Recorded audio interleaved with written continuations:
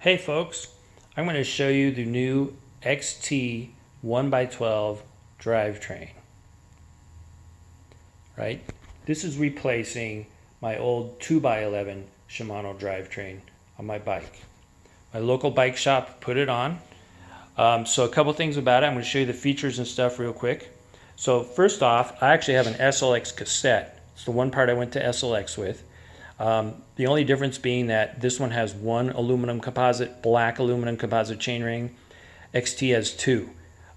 Big price difference, but only about 50 grams in weight. It just wasn't worth the price for me. Otherwise, I have an XT rear derailleur, XT chain, and in the front though, I actually have a 30-tooth race face chainring. Okay, and then I have the XT shifter.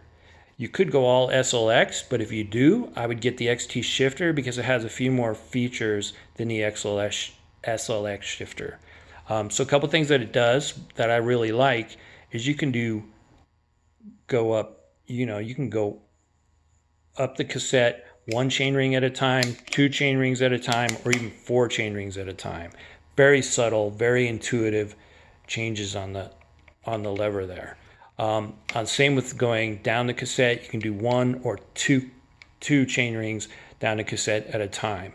Very intuitive. It's also got that old double-sided system that a lot of people love so much. Really sweet and really easy to shift. A lot easier than even my old 2x11 XT system. All right.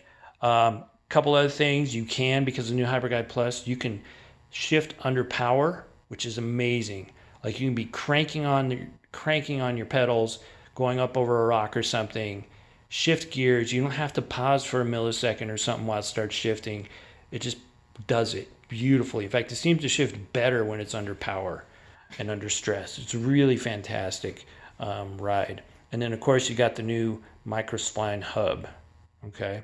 One other thing I'll mention, my old 2x11 in terms of the granny gear, I'm over 50, so I need a big granny gear.